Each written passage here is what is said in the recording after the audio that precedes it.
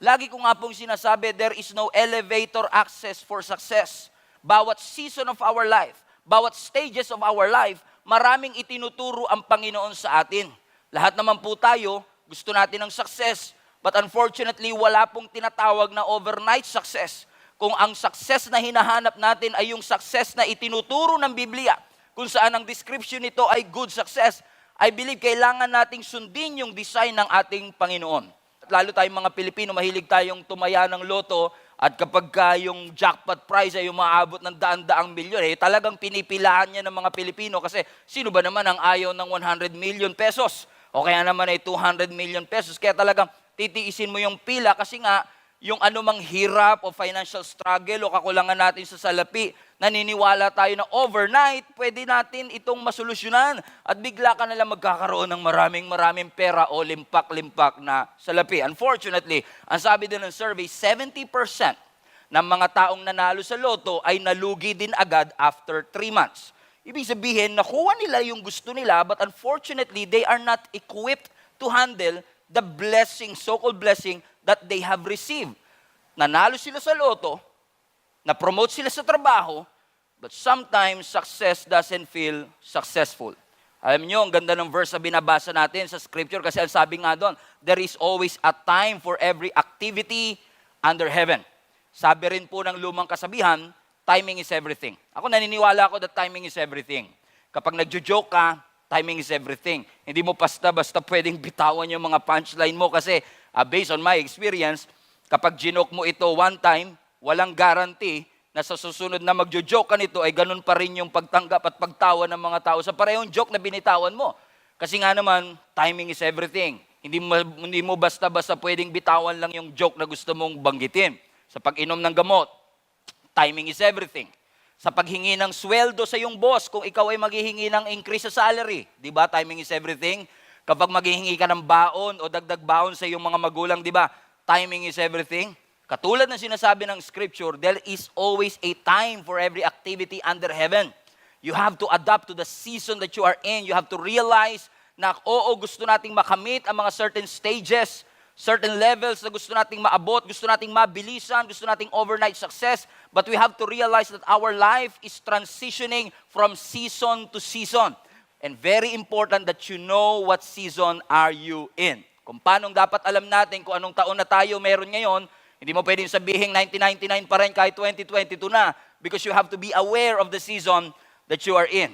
Kumbaga, it is just ridiculous na kapag ka may winter, may yelo, may niebe, magsasando ka doon, nasasabihin mo, hindi ba pwedeng pakihinaan yung aircon o kaya pakibawasan yung mga tumutulong yelo kasi kailangan ikaw ang mag-a-adjust dun sa season na iyong kinalalagyan.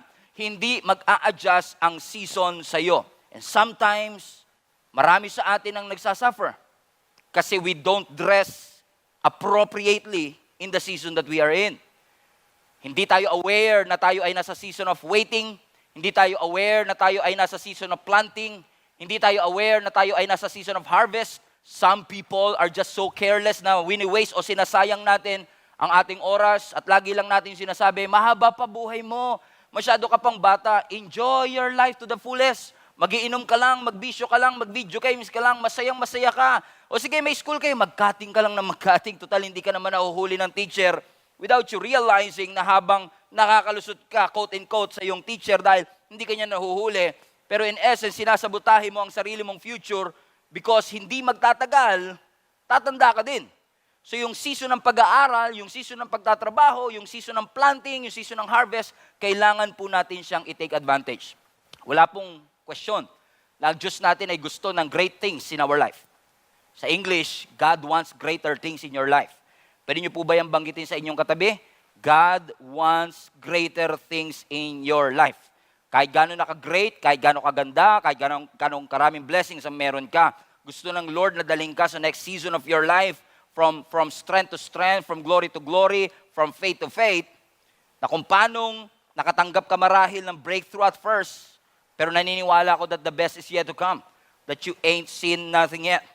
Kaya nga naalala ko, nung ako'y bata pa, share ko lang, I don't realize that my life really matters. Kasi nga, kapag 12 years old ka, parang ang dami-dami mo pang panahon. Kapag 20 years old ka pa, parang ang lakas-lakas mo pa at parang hindi mauubos ang oras at parang ang pagising sa umaga ay normal lang na mga bagay. Na maaaring ngayon minamaliit mo yung season that you are in kasi hindi mo makita yung breakthrough and miracle na matagal mo nang hinihingi sa Panginoon. Pero gusto ko lang ipaalala sa bawat isa sa atin, God has a plan for your life. Ang plano ng Panginoon sa iyo is to be the head and not the tail. Ang plano ng Panginoon sa iyo is to be above and not beneath. You are called, you are chosen, you are anointed, you are gifted, you are a disciple of Jesus Christ, you are the salt of this world, the light of this world, redeemed of the Lord. And you have to be reminded of that truth. Ano mang bagay na binato sa iyo dahil sa season na meron ka ngayon, kailangan mong paniwalaan yung destiny na inihanda ng Panginoon sa iyo. Kaya nga po, wag nating sasayangin ang ating oras sa mga bagay na hindi naman talaga mahalaga. Do not waste your time on things or something that is insignificant where in fact you can make a huge difference in the life of those who are around you. Your life can affect somebody else's life. Hindi mo kailangan mag-compromise o i-compromise ang iyong pananampalataya to make things happen. Hindi mo kailangan i-compromise ang iyong moral principle para lang matanggap ka ng iyong mga kaibigan. You don't have to cheat to be admired. You don't have to hide your Christianity. You don't have to hide your faith para lang makapag-blend in sa iba. You have to understand that your life matters, your time matters, so it's your choice. Will you invest your time or waste your time? Everybody say invest. Amen? We always have that choice. Ako ba, bilang anak ng Panginoon, will invest the time that God has entrusted in my life or will I waste the time that I have? As I've said earlier, ang ating pong buhay ay nasa season lang. No, meron tinatawag tayong season of planting, meron tayong tinatawag na season of harvest. Marami ang nafo-frustrate kasi akala nila laging season of harvest. No, may mga season of planting, may mga season of harvest. May mga time na magtatanim ka, may mga time na mag-aani ka. Yung buto, magiging mangga in the future. Pero sa gitna ng planting at sa gitna ng harvest, meron pang isang season. Ang tawag dito ay waiting season. Kung saan we have to wait patiently and faithfully so that that harvest that we are looking for and longing for ay mangyari at magkaroon ng katuparan. Alam niyo mga kapatid, naniniwala ako that it's not just the waiting that is important. Your attitude while you wait for the harvest is more important. Yung attitude natin, kasi pwede kang nag-aantay pero nagko-complain. Pwede kang nag-aantay pero nagdadabog. Pero ang sinasabi ng Panginoon sa atin, may mga season sa ating buhay, planting and harvesting, and while you wait, God wants to develop the right attitude in your life so that you will enjoy the benefit of the harvest that God gave to you. Madalas tayo na-frustrate. Let me repeat, is because we think na laging harvest time all the time. Pero hindi po ganun ang sitwasyon. In fact, kapag nasa season of planting ka, you don't have a choice but to work hard, mag-effort para magtanim. Kung ikaw ay nasa waiting season, you don't have a choice but to wait patiently with the right attitude before the harvest time. Bakit? The reality and the principle of life is this. You cannot control your season. Amen? You cannot control your season because seasons are controlled by God. Si Lord lang po ang nakakakontrol ng ating season. Kung maaalala po ninyo, sa Luke chapter 15, meron po doong story o parable ng isang ama, amen, na may dalawang anak. At yung bunsong anak, kinuha niya yung kanyang inheritance, hindi na siya makapag-antay na mamatay yung kanyang tatay, kaya sabi niya sa kanyang tatay, Daddy, ibigay niyo na po sa akin yung inheritance ko, yung aking mana. Without realizing na, parang ang sarap pakinggan, magkakaroon ka kagad ng limpak-limpak na salapi. Kasi nga, habang nasa prime ka pa of your life, bata ka pa lang, pwede mo nang ma-enjoy kagad yung mga mana na supposedly makukuha mo decades later, minadali niya ngayon. Sabi niya, gusto ko na pong makuha yung portion na para sa akin. That is a stupid decision. You know why? Kasi ang inheritance, habang tumatagal, mas lalong lumalaki. Pero dahil hindi na siya makapag-antay, gusto niya na kagad ngayon. Kasi nga naman, gusto niya na mag-enjoy. Gusto niya nang bilhin yung gusto niyang bilhin. Gusto niyang gawin yung gusto niyang gawin. Kaya nga lagi ko pong binabanggit, ano man ang edad ninyo, wag na wag niyong ipagpapalit yung gusto niyo talaga sa gusto niyo lang ngayon. Hindi porket accessible ang inheritance, ay kailangan mo na siyang kunin ngayon. Eh ano nangyari sa kanya? kinuha niya yung inheritance kahit na hindi pa ganun kalaki, although malaki na yan, pero mas lalaki pa sana. Pero dahil minadali niya, sabi ng scripture, nagpakalayo-layo siya sa isang distant country, nilustay niya, winaldas niya yung pera at inheritance na ibinigay sa kanya. Nang sabi ng Luke 15, nag-indulge siya sa wild living. Now, we don't know what wild living is, pero maaaring parang one day millionaire, ang dami niya sigurong kaibigan, until ang sabi ng scripture, nagkaroon ng matinding famine o tagutom doon sa kanilang lugar, at nangyari yun nung walang-wala na rin siyang pera at naubos na. Tignan mo nga naman ang timing, ano? Kung kailan walang-wala na siyang pera, doon naman kagad nagkaroon ng severe famine. And syempre, dahil foreigner siya, siguro dahil wala ring trabaho ang ibang tao kasi nga tagutom, ang prioritize siguro ng bansang yun ay yung mga kababayan nilang mabigyan ng trabaho. Kaya sabi ng Bible, wala siyang makitang trabaho, kaya ang kanyang pinasukan na lang ay tagapagpakain ng baboy. Pero this is interesting kasi galing siya sa pagiging prinsipe, ngayon siya ay nagpapakain ng baboy. Ibig sabihin, talagang nagkaroon ng downgrade at demotion yung kanyang naging buhay, to the point, ang sabi ng scripture na habang nagpapakain siya ng baboy, dinisire niya na kainin din yung kinakain ng baboy sa sobra sigurong gutom niya. Kaya nga naman natauan siya eh. Kasi sabi niya, bakit ako nagsisettle for less? Na alam ko namang dun sa tahanan ng aking tatay ay napakaraming pagkain. Alam niyo, yan ang aking ipinapanalangin sa inyo pong lahat ngayon. Na ma-realize natin that we come into our senses that why are you settling for less if you have an access for so much more? Dahil nga sa kagustuhan natin at nagmamadali natin, we long to be with somewhere else and someone else. Gusto na natin kuhanin yung ating inheritance, gawin yung gusto natin gawin, into thinking that it will change our life. Amen. Na gusto natin gawin ito kahit na hindi pa ito talaga yung season because we don't want to trust that God is sovereign and God is in control. Kaya minsan mas gusto natin kontrolin yung season natin imbis na tayo dapat ang nagsasubmit sa ating sariling season. Naalala ko, no, sa bahay namin, no, napaka-powerful mo kapag ikaw ang may hawak ng remote control. Napansin niyo ba yan sa bahay natin? Kapag ikaw yung may hawak ng remote control, you've got the power. Pwede mong kantayin yung, I've got the power! Kasi nga, ikaw yung may hawak ng remote control, so kung gusto mo ilipat sa Channel 7, malilipat mo siya kahit ayaw ng iba. Gusto mong baguhin yung kulay, gusto mong baguhin yung volume, you have the power, you can control it the way you want it to be. Unfortunately, marami sa ating gusto natin na yung Christianity natin ay remote controlled. Na kung kailan natin gusto, doon natin gagawin. Kung anong kulay na gusto natin, yun ang gusto natin gawin. Kung anong volume, yun yung gusto natin gawing volume. Without us submitting to the authority and the sovereignty of our God, that God knows what's best for us.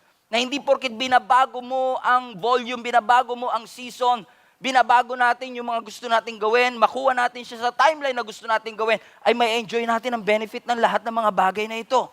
Hindi porket nagbabago, ay papunta ito sa kabutihan. Do you understand? Sabihin nyo nga po sa inyong katabi.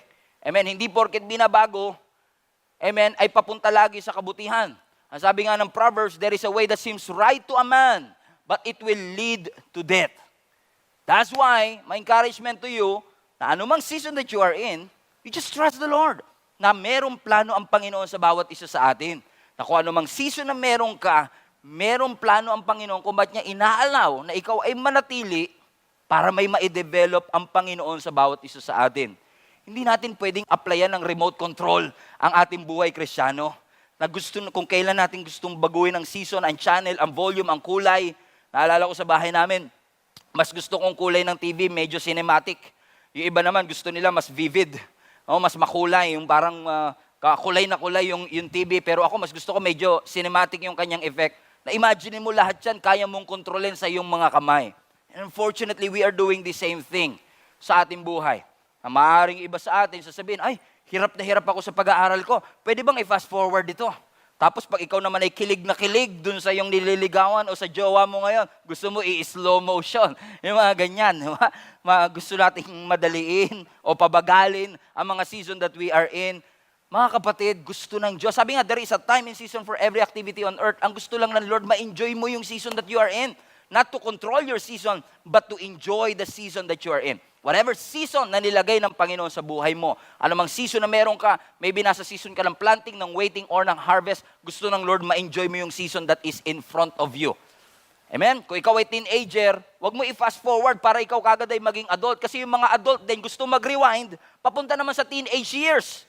Eh, sasabihin nila, ay, mas gusto ko pa rin yung mga panahong nag-aaral ako. Yung mga nag-aaral naman, ay, mas gusto ko sana ngayon, nagtatrabaho na ako, nakakapag-provide na ako para sa aking sariling pamilya. We always long for the next season. We always long for the next timing, for the next stage of life. And we forgot to be present in our own season. Let me repeat. Most of us are longing to be in the next season, the next chapter, the next stage, that we forgot to be present in our own season. It's a choice that you make, and very important one, to enjoy, to dwell, to submit to the season that you are in. Ang sabi ng Deuteronomy chapter 15, verse 19, today, I am giving you a choice. You can choose life and success. You can choose death or disaster, for I command you this day to love the Lord your God and keep His commandments, keep His decrees, regulation, by walking in His ways. If you do this, you will live and multiply, and the Lord your God will bless you, and the land you're about to enter and occupy. Sinasabi pala ito ng Panginoon ni Joshua sa mga Israelites bago sila pumasok ng promised land. Verse 17, but if your heart turns away, and your heart refuse to listen, if you are drawn away to serve and worship other gods, ibig sabihin, pero kung pipiliin mo na sambahin ang hindi naman talaga Diyos, then I warn you now that you will certainly be destroyed. You will not live a long life. You will not live a good life in the land you are crossing the Jordan to occupy. Ganda ng verse na ito, pero ang ibig sabihin lang nito sa atin mga kapatid, may mga pagpili po tayo na ginagawa sa ating buhay, regardless of our season, regardless of our age, always choose life. Because when you disobey, you will be destroyed. Kumbaga, sinasabi ng Panginoon, kung pipiliin mo ang buhay, may blessing. Kung pipiliin mo ang kamatayan, mapapahama ka. In essence, sinasabi ni Lord, sayang naman yung magagandang plano ko sa iyo. Ang ganda ng pinagdadalhan ng Panginoon sa atin, pero hindi kanya pipilitin na yun ang iyong piliin. Ikaw pa rin ang mamimili. Gusto mo bang kuhanin ng inheritance mo ngayon? O hayaan mo itong mananatili at mag-trust ka sa season habang ikaw ay nasa poder ng iyong ama at i-enjoy lahat ng benefits ng pagiging anak? It's your choice. Hindi si Lord ang maghahatid ng kamatayan, hindi si Lord ang maghahatid ng punishment, pero yung decision mo mismo na yon. Nakuhanin, mag-settle for less, yun mismo ang sisira ng iyong buhay. Tatandaan po ninyo ito, God is not a brutal and cruel God. He wants the best things in your life. Yun nga lang, pag pinili talaga natin yung hindi sa Panginoon, talagang mapapahamak po tayo. One of the best gift that God gave to all of us is choice. Isang regalo po na tayo ay makapili. Isang regalo na piliin natin ang ating Panginoon. And we should always choose life. We should always choose God. Kasi hindi naman tayo robot. Binigyan tayo ng Lord ng kakayanang pumili. That's why ni-encourage tayo ng Panginoon, piliin natin yung mas mabuti at yung mas maigi kasi yung choice mo na yan ang mag-shape sa iyong buhay. Your choice will shape your life. Kamusta hugis ng iyong buhay?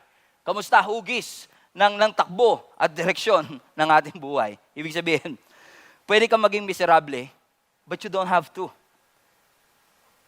Amen? Pwede kang mabankrupt. Pwede kang mahirapan, but you don't have to. Pwede kang mamatay at mapunta ng impyerno, but you don't have to. You always have the choice to follow Jesus. You always have the choice to trust the Lord and give your life to Jesus Christ. Pwede kang mabuhay ng malungkot and depressed, but you don't have to.